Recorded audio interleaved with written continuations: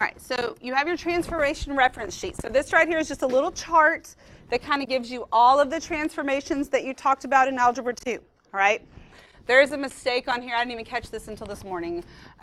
This right here, just look at this full equation and see if you can tell me what's missing. This one. Yeah, at the end, my closed parentheses, right? Because I open, and I just closed once. So there should be another one here, and that makes a difference, so add that in there.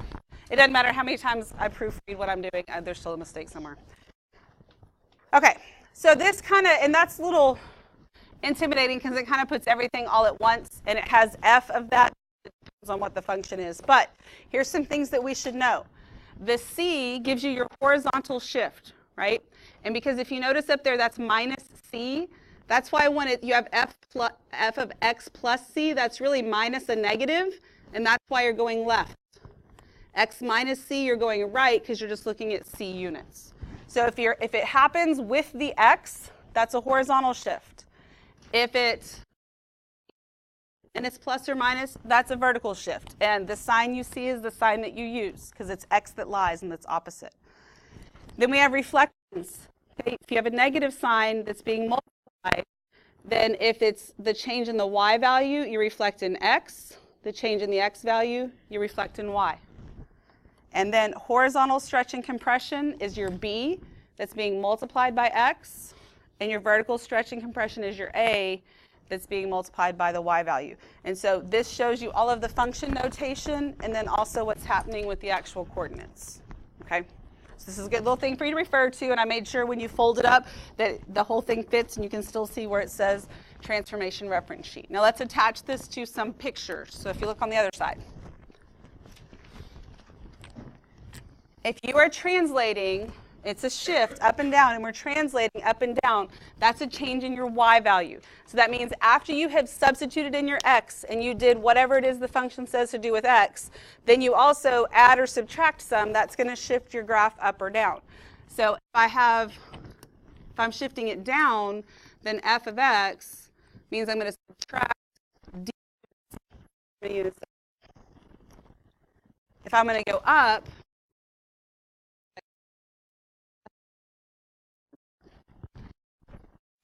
used a different set of letters in Algebra 2, I'm not sure. I didn't think you did, and then one of the Algebra 2 teachers said something to me in the hall today that made me think maybe you did.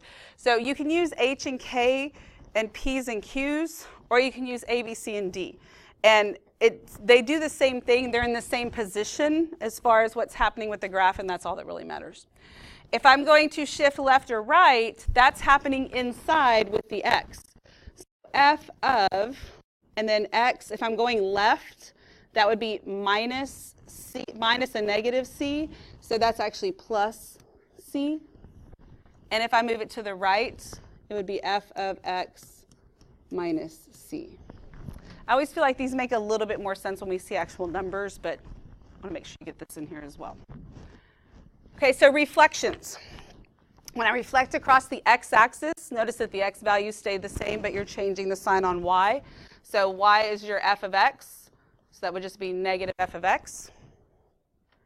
When you reflect in the y-axis, then your y value is the same sign on x. That's what they look like. Okay. So your dilations is when you're multiplying. Okay, so when you multiply, when you're doing vertical, that means we're multiplying by y. So it's a times f of x, whether it's a stretch or a compression. So a times f of x, either way. The way it distinguishes between a stretch and a compression is what the value of a is. Okay? So for it to be a compression vertically, then the absolute value of a is going to be less than 1, but greater than 0. Basically, it means it's a fraction. 1/2, 1/3, something that's less than 1, but greater than 0. If it's a stretch, then the absolute value is greater than 1. And we use absolute value because the sign tells us about reflections. It doesn't actually tell us about the stretch or anything. So it could be like a -5 be your A, but that negative deals with the reflection. Then you just look at the 5 to know what's going on. Okay. Now remember, x lies. So with the y, it is what it is, right? For the compressions and the stretch for horizontal, this would be f of b times x, and it's f of b times x for both of them. But if it's going to be a compression, then b is greater than 1. So if I have f of 4x, then I'm not multiplying 4 times x. It's actually a compression of 1/4. Okay? And your stretch is when you have the fraction. So it would be the absolute value of b is less than 1 but greater than 0. So if I have f of 1/2 x, it's actually a vertical stretch by a factor of 2. You use the reciprocal. So the numbers that you see, the a and the b. So the function will compress or stretch vertically by a factor of the absolute value of a, but it stretches or compresses horizontally by a factor of the absolute value of 1/b. It's the reciprocal. Okay? Hopefully you actually looked at this like I asked you to, so you would realize that you have done these. You may not have done as many transformations at one time as what we'll see here, but you have definitely done these pieces. It is definitely part of Algebra 2. So let's look at the blue paper. Keep the yellow paper handy because you want it handy. And then let's look at the blue one. It's going on page, no, it's not going on 36. It's going on 35 when we're done, right? 35. So what this asks us to do, it says, it says, given each function, identify both the parent function and the transformations from the parent function. You might also want to have your pink papers handy if you don't know your parent functions, okay? But you should know your parent functions. So when you look at this, what's the parent function for this called? Cubic. Okay, so we're going to write 3 things down. This is cubic. Once you've decided that's a cubic, then you come up with the equation. Since this is f of x, it would be g of x is equal to just x cubed. Then you're also going to sketch the parent function. So I want you to think hopefully you know what a cubic function looks like. If not, use your pink papers that have your parent functions, and then show me with your arms what a cubic function would look like. You can do it with your arms. Like literally use your arms, not your finger. Yeah, something like this, right? Like if my body is the y-axis, then it's going to look like this, yes? Everybody do your cubic. Let me see it. None of y'all are too cool to be a function. Everybody be a function. Come on, cubic. Let me see it. Cubic, come on. Ah, that's wrong. The other way. Makes a difference. There we go. You were a reflection. Okay, good job. So we sketch this in because these are things you absolutely positively have to have come to mind when you think about this. You know it's a cubic, you know that means it's x cubed, and you know that the parent function looks like this. Now we're going to transform it, and it might reflect and move and stretch and whatever, but that's what the parent function itself looks like. Because we're going to take what we're doing now and take it a step further and then start graphing them. And if you don't know these things, graphing is just not even going to be possible for you. Now look at this function. How many transformations are happening here? Just one, okay? And this minus 4, is that your A, B, C, or D? When you look at your little yellow papers, that's your D, right? So that means it's a what? It's up or down shift. And what's our fancy word for shift and up and down? Translate. Okay, good. So we're going to translate. Which one is down? What? Down 4. And there's just one transformation. That's it. It's a cubic. We could draw the parent function, then we could just shift it down 4, and we're where we need to be. Okay, we all good? All right, so now let's look at 2. What's the name of that function? Square root. So this is a square root function, which means that g of x is equal to the square root of x. That's why it's called the square root function, right? Then, all right, show me with your arms. What's that going to look like? It's like this, right? Like I'm a little teapot, right? So, yes. So look at your pink papers if you have no idea. It looks like this, right? It's just one side. That's why you just have your little spout out there like a teapot. All right, so then I'm going to look at this and figure out what's happening here. So I can just start from left to right. Now, the order in which we write these down does matter. You could write yours down maybe a little bit different than mine, and we could both be right. But there's something that you can't do first. What can you not do first when you're transforming? Think about your order of operations. Let me put it that way because obviously you don't know, so that's okay. Order of operations says you have to multiply and divide before you add and subtract, right? Same kind of thing here. Your adding and subtracting is your translations, right? So translations always come last. Anything that requires multiplication or division has to come first in the order. Even when you write them, because then when we go to physically do them, we want to be used to writing them in that order so we're not doing them backwards. Because if you do them backwards, it's going to make it wrong. Okay, so let's just start with this 2 then. Is that 2 your A, B, C, or D? That's your A, right? Look at that little thing where I had it all written out. That's your A. So does that affect me vertically or horizontally? Vertically. Is this going to be a vertical stretch or compression? Stretch. Okay, so this is a vertical stretch by a factor of what? 2. So then we move along. I took care of the 2. Now I've got that negative sign. This negative that's being multiplied tells me there's going to be a reflection. So I'm going to reflect in something. Based on where it is, would I reflect in the X or the Y? What is it, Ashley? What do you think? You think it's the Y. Why is it the Y? Good, because the negative is inside. If it is inside the function, in this case, inside the square root, everything that's inside there affects X. And if I change the sign on X, that's a reflection in the Y-axis. Does that make sense to you? Okay. So I've taken care of the 2 and that negative, so then I have this -1. That -1 tells me I'm going to do what? Translate. And am I translating left, right, up, or down?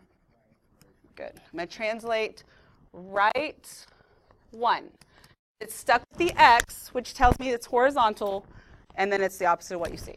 Okay? Are we good? Everybody good? Okay. Yes, mute would be good.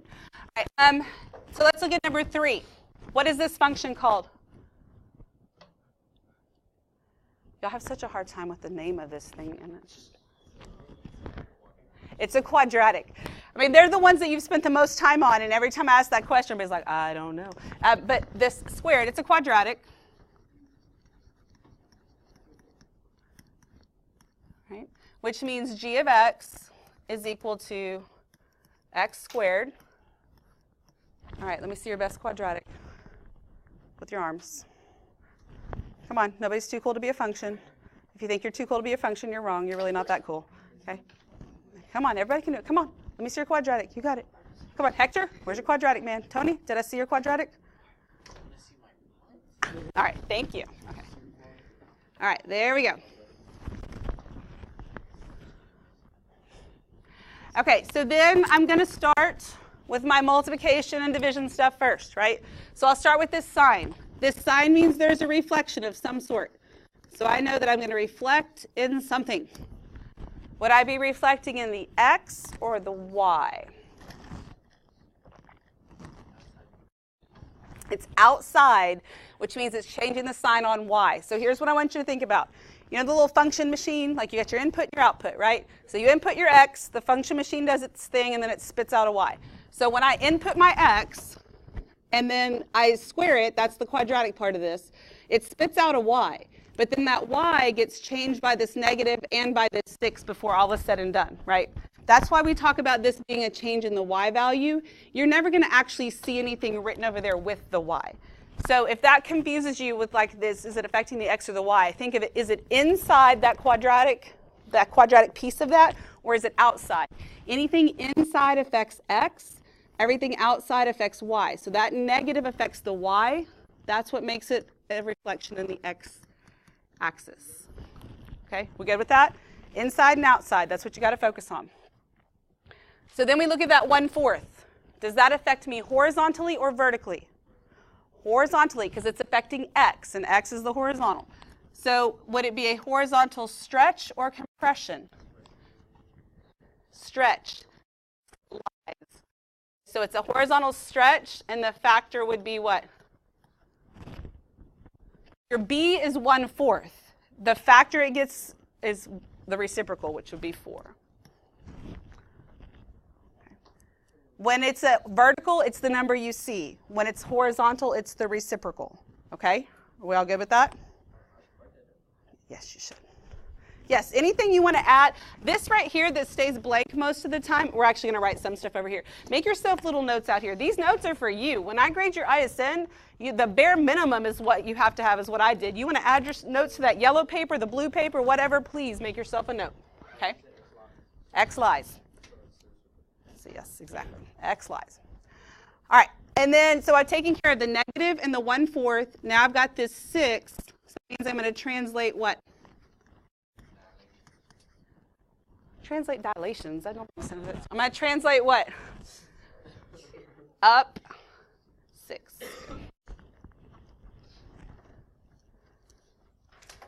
All right, everybody good? Okay, let's look at 4. What's the name of that function? Absolute value.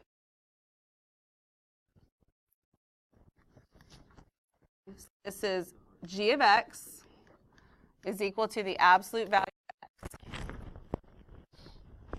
All right, show me your absolute value. It's a v, right? Show me your v. Because this was your quadratic, this is your absolute value, right? It's straightened out. Absolute value. All right. So no negatives being multiplied, which means no reflections. Then I come to this 3. Does that 3 affect me horizontally or vertically?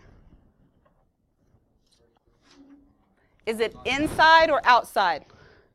It's inside that absolute value, right? It's inside the absolute value, which means it's affecting x, which means it's horizontal.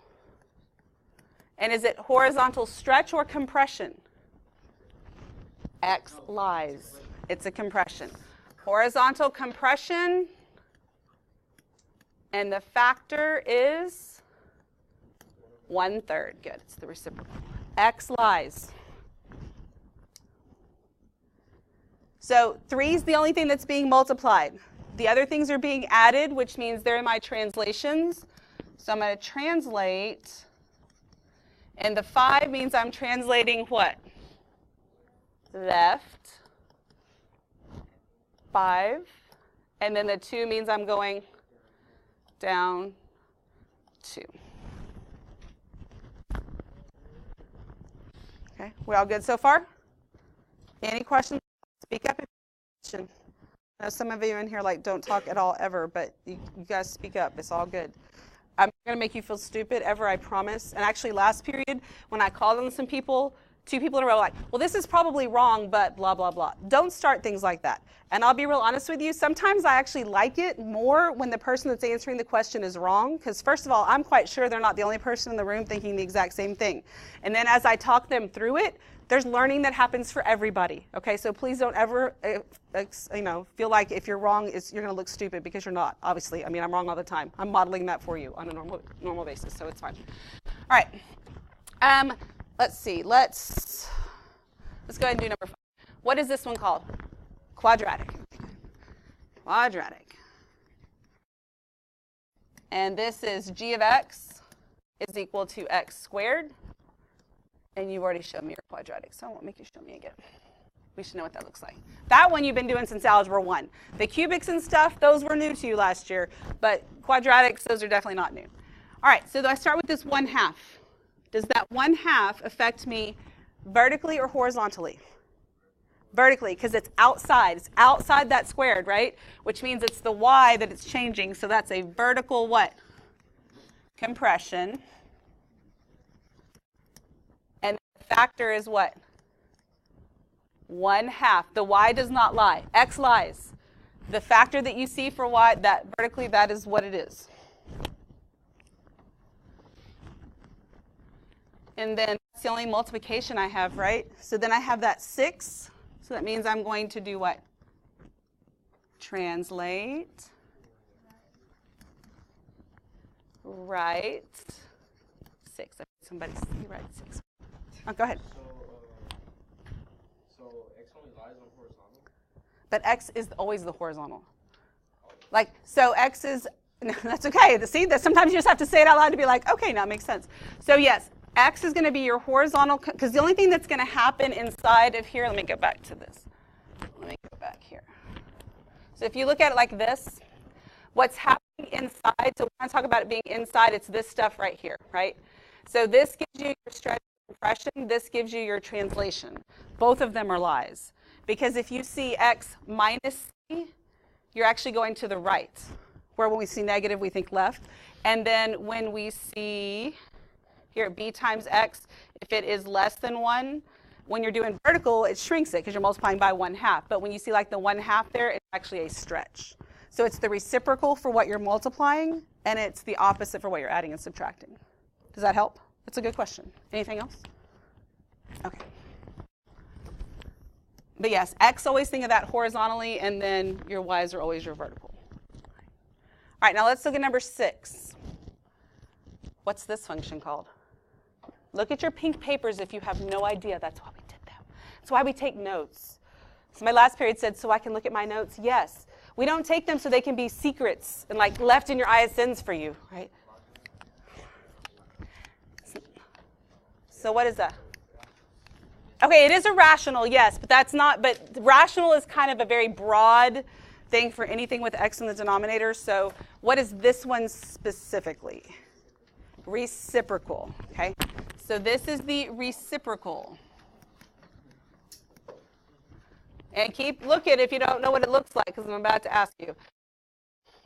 So g of x equal to 1 over x, and then you have to know what your parent function looks like, right? Yeah, that's one's a little tricky with your arms, so you can kind of like use your hands if you need to, pretend like your hands are. But it's this right here, right? That's your reciprocal function. Yeah, it's kind of weird, but. So we got that? We good? That's your reciprocal. So when we have that negative means that I'm going to reflect in something. Do you think that would be a reflection in x or in y? X? Do you agree with that? How many of you are thinking y? How many of you are thinking I really have no idea? Okay, so let me show you something about this. There's a little side note here. Remember, so officially the way that this is written, right?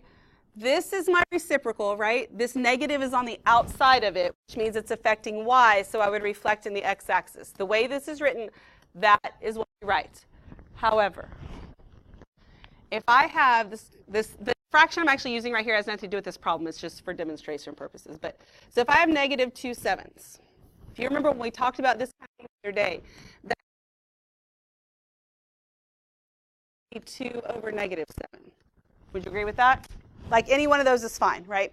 Which means that I could take that, and instead of negative 1 over 4x, it could be 1 over negative 4x. And if it's 1 over negative 4x, then I'm changing the sign on x, which means it would be a reflection in the y-axis, right? But it's the same fraction. So look at this. Here is the parent function, right? If I reflect this in the x-axis, so this is my x-axis. If I flip this down, it would look like this. Would you agree with that? If I reflect this in the y-axis, going back to the original, and I'm going to reflect it this way, it looks like this. Are these any different? No. So the way it's actually written represents the reflection in the x-axis. But whether I take this and reflect it in the x-axis or the y-axis, as long as I don't do both, it doesn't matter because I end up with the same thing. Okay? And in the end, we're writing all this stuff so we can go and graph it. So if you decide to graph it as a reflection in the x-axis and I graph it as a reflection in the y-axis, we end up with the exact same thing in the end and everything's fine. Okay?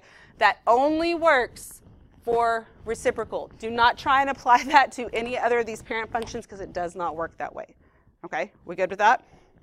So now let's keep going. I took care of the negative. Now look at this 4. Does that 4 directly affect x or y? X. So this is going to be a horizontal what? Compression. A factor of what? 1/4. So I got another question for you. This negative 1/4 4 times x plus 3. If I read times 1 over. Is this the same thing? Like if I multiply this back together, don't I get this right here? Right? Because fractions you just multiply straight across. They're not complicated at all. So if I multiply this together, I get this, right? So now this doesn't represent B. It represents A. Yes? Which means this would be a vertical compression of 1/4. Does that make sense to you? So this is one of those things when I say it makes sense and y'all stare at me, it kind of makes sense and doesn't make sense all at the same time. And if that's where you are right now, that's okay. That's where we sit sometimes until it gets a little bit better. All right? It's like it makes sense, but it's still kind of weird and kind of blows your mind. That's okay. So for a reciprocal, and that's the only one so far we know that this works on, that we've talked about, is that it could be a horizontal compression by a factor of 1/4, or I could rewrite it and it could even be a vertical compression. Now, the way it's written as a horizontal compression. Here's why this is important for us to understand. When we got our anchor points, we only had the asymptotes in those 2 points, right? And that's really not enough to get us a good shape for the graph. But when we actually go and start graphing them tomorrow and do these translations, if we take this original point and do our thing and use a horizontal compression of 1/4, get a point, and then use the same original point, do our thing, and do a vertical compression, we'll get more than 1 point and we'll get a better shape. Okay, and we'll look at that again when we actually graph it. So we're not writing 2 answers for either one of these. I just want you to see why and how that works. And we'll look at it some more when it comes up again. Okay, but if you just go by the same way you've been doing everything, this out here affects Y, that's my answer. It affects X, answer, and that's fine for now. I just want to point those things out. Then we have this, which means I do what? Good. I what up 3? Translate. Translate up 3. Everybody okay with that? All right, so now, let's see. We're going to skip these. We're going to jump to number 9. Okay, so number 8, that's a very good question. Number 8, it kind of looks like it's absolute value. Somebody messed up, but that's not what it is. It's called the greatest integer function or the step function, and it's the one that we skipped that we don't need. So that's one reason why we're not doing this one. If we did do it, I was going to change it anyway. There's one on the assignment like that we're going to mark out too. Don't worry about 8. And I'm skipping 7 and I'm skipping these 3 just for time purposes more than anything. But I do want to do number 9. Okay, so number 9. What type of function is this? Absolute value. Okay, so g of x is equal to the absolute value of x. And then my little parent function looks like that. Okay. And the more you write those things and say them, the more natural it comes to you and it's not a big deal anymore. So now we start looking. I've got a negative sign. So that means that there's going to be a reflection. And I'm going to reflect this in what? The x-axis or y-axis? Y, because it's inside that absolute value, so it's affecting x, which means it reflects in the y-axis. Then I've got that 1/3. Does that affect me horizontally or vertically? Horizontally, because it's inside, right? So this is a horizontal what? Stretch, because x lies. Horizontal stretch, and then the factor is what? 3.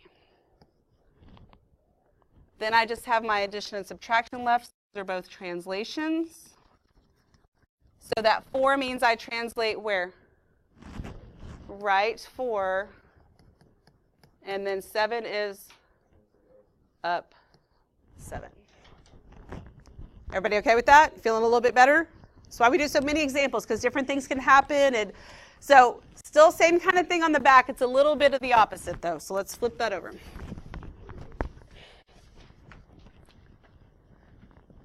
So this says, using the graph, identify the parent function, then write the equation under the transformation. So now it's given us a picture. What is this called? Absolute value. So we're going to write absolute value. I don't have to sketch the picture because I already have it, but I do need to write that f of x equals the absolute value of x. And then we're going to write the equation for what it's saying instead of doing this from the equation itself. If I'm going to so this, my f of x is my parent function, so my new one would be called g of x. If I'm going to translate it 2 units to the right, is that happening inside or outside the absolute value? Inside. So this is the absolute value of x, what? Minus 2. And that's it. Okay? Everybody okay with that? So then, this is, C is totally separate from B, so we're like starting over again. G of x, we're going to reflect in the x-axis and translate 5 units up. So when I reflect in the x-axis, I have a negative sign. Inside or outside? What? Outside. So negative absolute value of, and then this translate 5 units up, inside or outside? Outside. So negative absolute value of x plus 5. Everybody okay with that? See how that works? All righty. Let's look at 12. This is reciprocal, good. And so that's going to be f of x is equal to 1 over x. So I'm going to translate. Oh, all right, see if you can get. The phone's been ringing all day, driving me crazy. All right, so one of these goes inside, one of them goes outside. What goes inside? The 3. So absolute value of x, what? Is it? Oh, it's not absolute value. Oh, good Lord, I'm sorry. That phone rang and it threw me completely off. Yeah, absolute value would make no sense here, so don't do that. Let's back up. Ooh, sorry. I'm going to translate 7 units down and 3 units to the left. All right, so which one goes with x then is what I was trying to get at. The 3, right? So it's going to be 1 over x, what? Plus 3. X lies. And then 7 units down, minus 7. Everybody okay with that?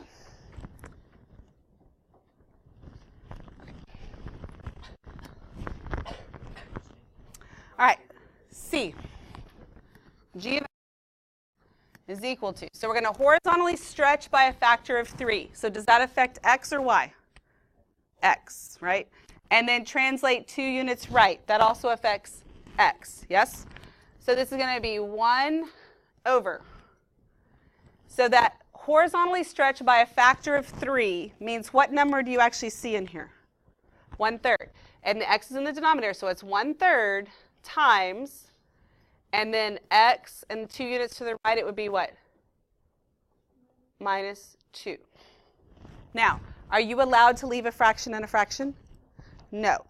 This basically means that I'm dividing by 1/3, right? So instead of dividing by 1/3, I can multiply by what?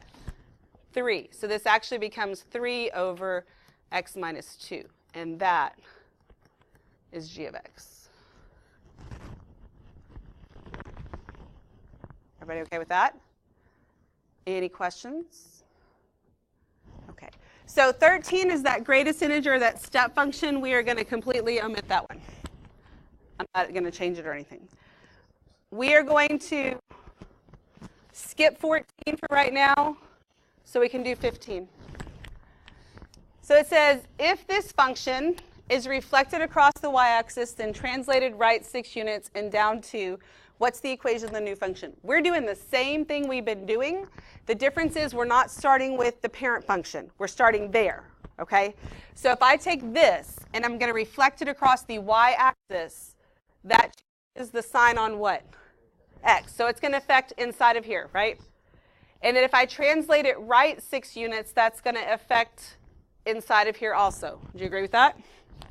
And then down 2 units, that affects this. Yes? All right, so with all that said, start. Okay, G.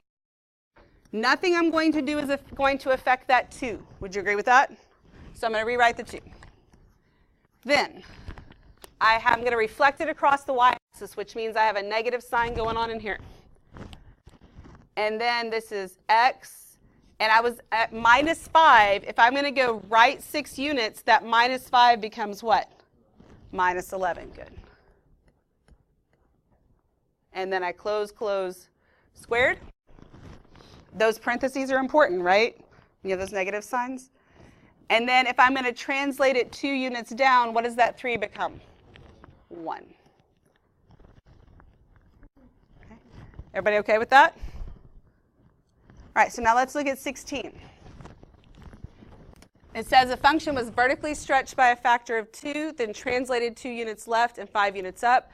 The resulting function is represented by this. Write the equation of the original function. So it's kind of the opposite of 15. I've got to figure out how to go backwards, but not all the way back to the parent function. Okay, so see if you can, I want you to think through that while I pass out the homework, and then we'll talk about it. Okay, see if you can think through that one. Oh, it was one on the table. Oh, you already had one too.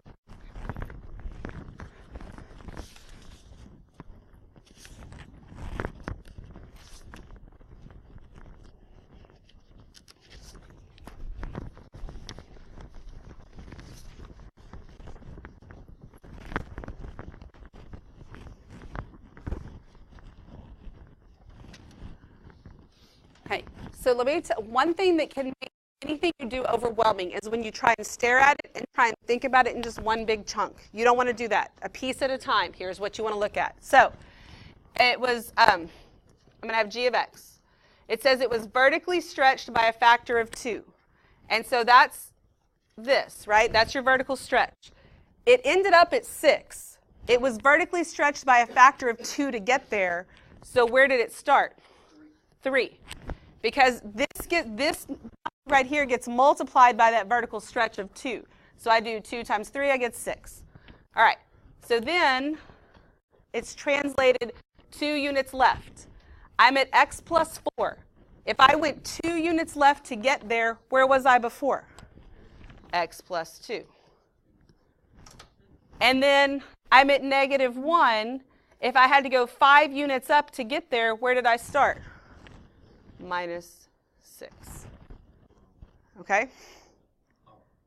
So then think about it backwards as you look at it. All right. So I'm going to vertically stretch by a factor of 2, which means I take this and multiply it by 2. That's where I get 6. I'm at x plus 2. I'm going to translate 2 units left. That gives me x plus 4.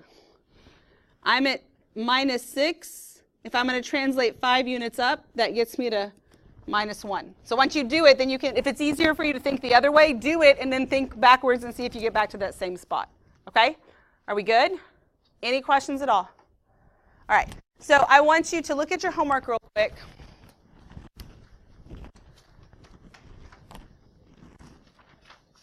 I don't want to blow your mind, but on number 5, I want you to write this. I don't expect you to do it right now because I skipped that example. Write it and skip number 5 for right now, but don't completely mark it out. You know what I mean? Don't let it freak you out. It's not nearly as bad as it looks, but we're not giving up on Signum. So write that. I didn't want to do the example today just because of time. But after we do it, I want you to know what number 5 should look like. Don't let it freak you out. Actually, whether I did an example or not, you should still be able to do it because it's just all about transformations, right? Doesn't really matter if you can actually graph that or not. Just the same thing with the transformations happens, okay? Are we good? Any questions at all? All right. So we're going to start graphing these things tomorrow. You have about 5 minutes left. I would suggest that, because they'll probably come on with announcements, go ahead and get started on a couple of these. You should be able to get a couple done. That way maybe I can double check them and see if you have any questions on it.